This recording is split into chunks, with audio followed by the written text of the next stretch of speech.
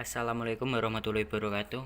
Perkenalkan, nama saya Seva Kusmawardana, nomor absen 30 dari kelas 12 MIPA 6. Saya di sini akan mempresentasikan masa kepemimpinan B.J. Habibie.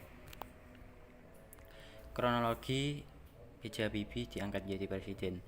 Karena banyak sekali gejolak yang terjadi di pemerintahan atas pimpinan Soeharto, para pemuda melakukan demonstrasi besar-besaran pada tanggal 12 Mei 1998. Presiden Soeharto terpaksa mundur dari jabatan presiden yang dipegangnya selama lebih kurang 32 tahun.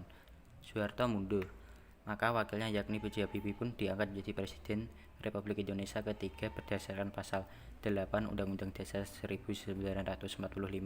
Namun, masa jabatannya sebagai presiden hanya bertahan selama 512 hari. Program masa kepemimpinan Soeharto. Yang pertama, bidang politik, ada yang berhasil dan ada yang tidak berhasil. Yang kedua, bidang ekonomi, ada yang berhasil dan tidak ada yang berhasil.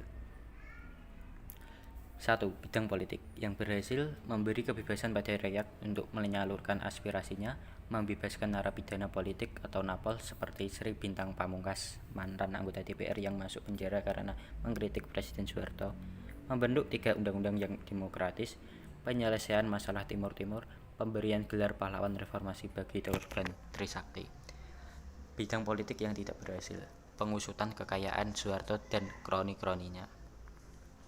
Bidang ekonomi yang berhasil, menaikkan nilai tukar rupiah terhadap dolar hingga di bawah 10.000, membentuk lembaga pemantau dan penyelesaian masalah hutang luar negeri, mengesahkan UU Nomor 5 Tahun 1949 tentang larangan praktik monopoli dan persaingan yang tidak sehat, mengesahkan UU Nomor 8 Tahun 1999 tentang perlindungan konsumen.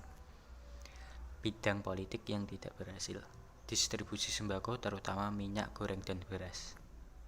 Keberhasilan masa kepemimpinan B.J. Habibie. 1. Bidang politik. 2. Bidang ekonomi. 3. Bidang manajemen internal ABRI. 4. Bidang hukum. 1. Bidang politik. A. Kebebasan pers.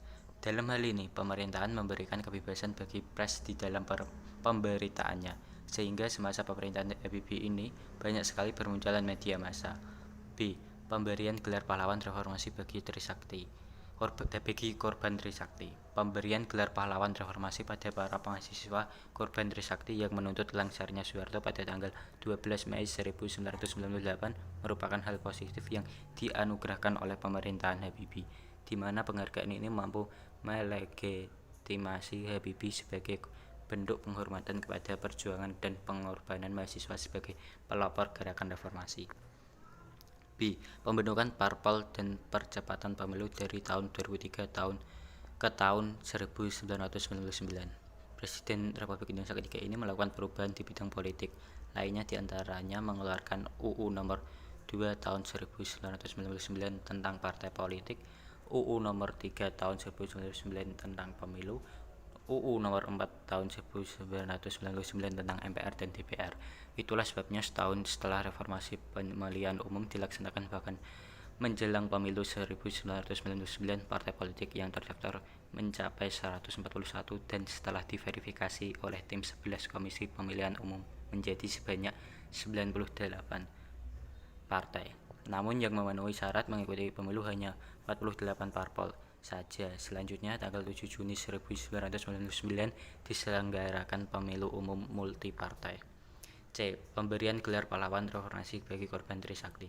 Pemberian gelar pahlawan reformasi pada para mahasiswa korban Trisakti yang menuntut lengsarnya Soeharto pada tanggal 12 Mei 1998 merupakan hal positif yang dianugerahkan oleh pemerintahan Habibie, di mana penghargaan ini mampu melegitimasi Habibie sebagai bentuk penghormatan kepada perjuangan dan pengorbanan mahasiswa sebagai pelopor gerakan reformasi. 2. Bidang ekonomi. Di dalam pemulihan ekonomi, secara signifikan pemerintah berhasil menekan laju inflasi dan gejolak non-moneter dibanding saat awal terjadinya krisis. Pada tanggal 21 Agustus 1998, pemerintah membekukan operasional Bank Umum Nasional, Bank Modern, dan Bank Dagang Nasional Indonesia.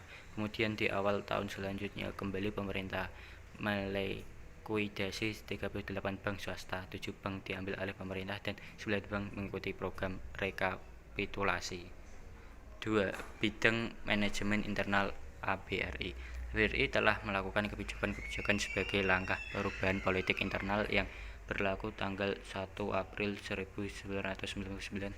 Kebijakan tersebut antara lain pemisahan Polri dan ABRI, perubahan stat sosial politik menjadi staf teritorial, likuidasi staf karyawan, pengurangan fraksi ABRI di DPRD 1-2, pemutusan hubungan organisatoris dengan Partai Golkar dan mengambil jarak yang sama dengan parpol yang ada.